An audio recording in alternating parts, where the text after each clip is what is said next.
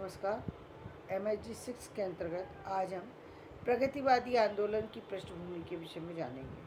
तो प्रगतिशील साहित्य के उदय और विकास के कारणों को समझने के लिए हमें उन ऐतिहासिक परिस्थितियों को समझना होगा जिसने प्रगतिवादी सांस्कृतिक आंदोलन को जन्म दिया। जैसा कि हम पहले भी कह चुके हैं, प्रगतिवादी आंदोलन सिर्फ राष्ट्रीय आंदोलन नहीं था बल्कि अंतर्राष्ट्रीय आंदोलन था। यह सन 1930 के बाद की परिस्थितियों का परिणाम था। इन परिस्थितियों को समझे बिना हम प्रगतिवादी आंदोलन की पृष्ठभूमि को नहीं समझ सकते। तो सबसे पहले हमें उस समय की अंतर्राष्ट्रीय परिस्थितियों को समझना हुआ कि उस समय अंतर्राष्ट्रीय जगत में हो क्या रहा था, पूरे विश्व के अंदर क्या समस्याएं चल रही थी और उनका समाधान क्या निकाला जा रहा था। तो पहले हम इस बात को समझेंगे। तो अंतर्राष्ट्रीय परिस्थितियाँ क्या थी कि 1917 में रूस में कामयाब बोल्शेविक क्रांति ने विश्व में एक नए युग का सूत्रपात किया। एक क्रांति जहां एक और दुनिया के समाजवादी चरण में प्रवेश की घोषणा थी, वहीं दूसरी ओर इसने पूंजीवाद के पतन की घोषणा की। तो पहली बात तो ये हुई कि अब लोग जो है विश्व की बातों को जानने और समझने योग्य बन गए। तो पहला तो ये चल हर समाज का हर व्यक्ति की जो जानकारी थी तो वो विश्व से जुड़ गया वो व्यक्ति। वहीं दूसरी ओर पूंजीवाद के पतन की घोषणा थी। पूंजीवाद का पतन क्यों था? क्योंकि जो औपनिवेशिक प्रणाली थी उसके माध्यम से जो पैसा लोगों ने लगाया हुआ था, उपनिवेश किया था, अब उनको उसकी समझ आ गई। तो अब लोगों ने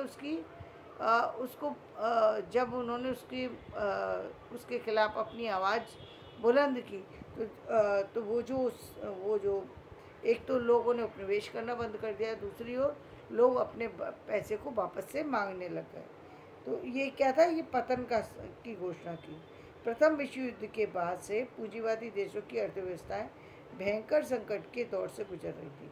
प्रसिद्ध समाजशास्त्री AR देसाई के अनुसार इस संकट ने साम्राज्यवादियों के बीच, साम्राज्यवादी राज्यों और पराधीन देशों के बीच, किसानों और जमींदारों के बीच, संक्षेप में पूंजीवाद में नहीं सारे अंतर्विरोधों को बढ़ा दिया। इन बढ़ते अंतर्विरोधों के परिणाम स्वरूप जहां एक और विभिन्न पूंजीवादी साम्राज्यवादी देशों में विश्व पूंजीवादी अर्थनीतिक व्यवस्था पर अपना एकाधिकार कायम करने या बढ़ाने के लिए संघर्ष तीव्र हुआ। अब वहाँ पर क्या हुआ?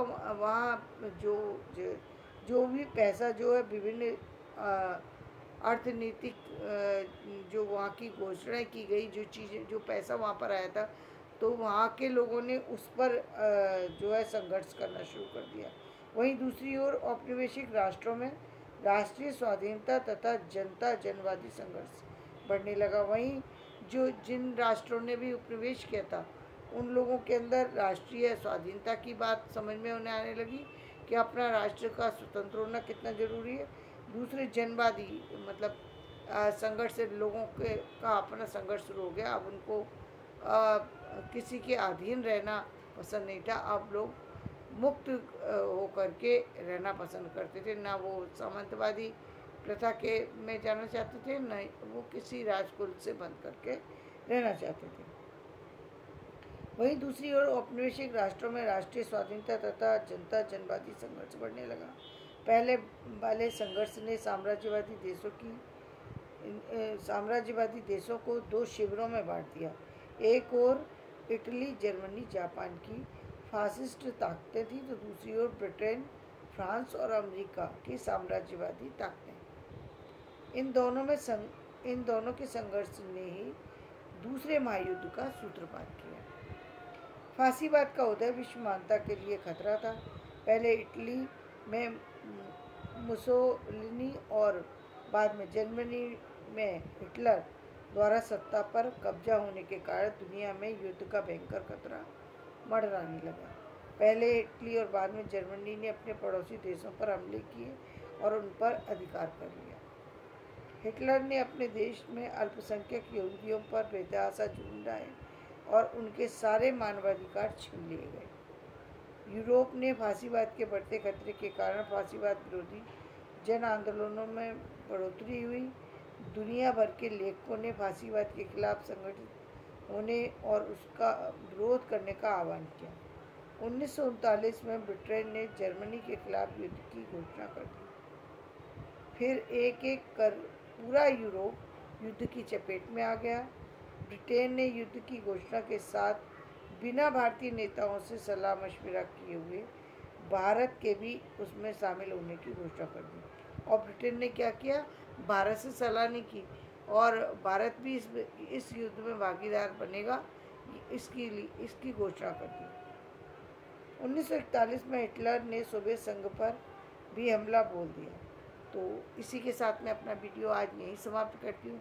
कल हम वापस से इसी सब्जेक्ट पर बात करेंगे। धन्यवाद। मेरा वीडियो पसंद आए लाइक करें, शेयर करें, सब्सक्राइब